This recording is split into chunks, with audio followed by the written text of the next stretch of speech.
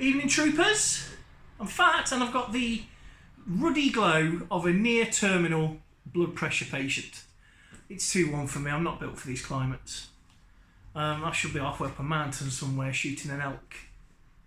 However, I have recovered from my disappointment, the crushing disappointment of the whole PS1 classic debacle, because I realise that, in the great scheme of things, it's not the end of the world, is it?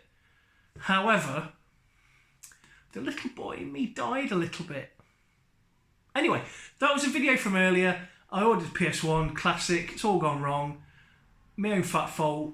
Fast forward to Wednesday night. Wednesday night is books you might like. And I've been coming at you with some fairly heavy books that I don't even always have the time to read. So some of you illiterate guys aren't going to struggle.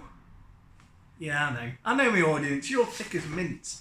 Anyway, I want to talk to us about something tonight that's gaming related, geeky, easy to read when you're on the toilet or in the bath, and actually might give you some brain knowledge.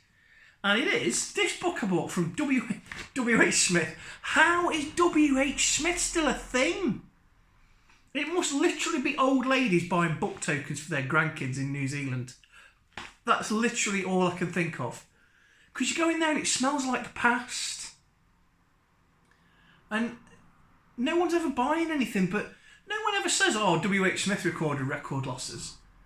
He's just going on and on, not selling a thing apart from me going in and buying this. Now, a few people have said that I seem to have a bit of knowledge on this subject of video games and collecting and stuff. I don't. I just talk and words come out the back of my helmet. And they seem to make sense, and some people really like them. I don't really know anything. If you fact checked me. Oh yeah.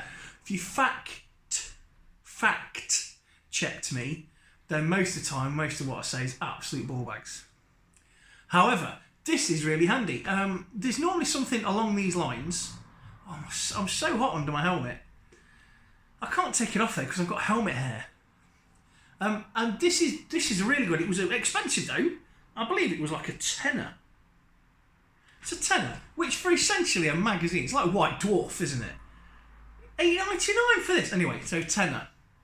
But it looks at home consoles from 1980 to 2001.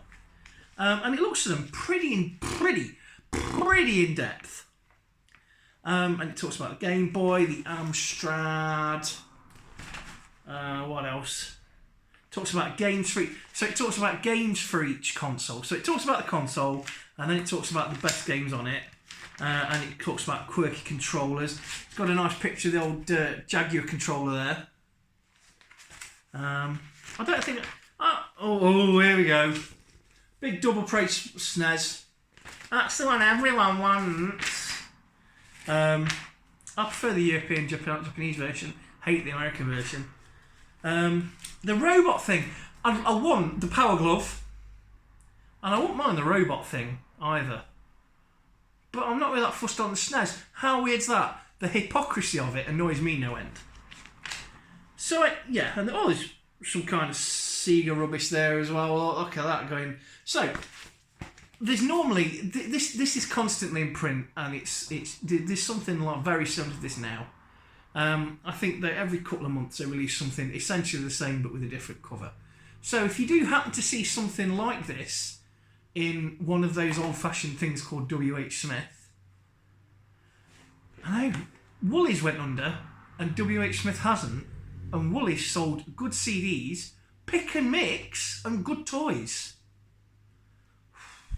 Anyway, so yeah, it's just a glorified magazine, but actually it's got some really good information. And I've read it cover to cover and tongued it all into the helmet. And it's handy it gives you a bit of ammunition when you're searching for something. It gives you an idea of how rare things are or how common things are. And also what games to look for. Because it does go through some of the best games of each console. And it's a really nice little magazine, but it's a tenner.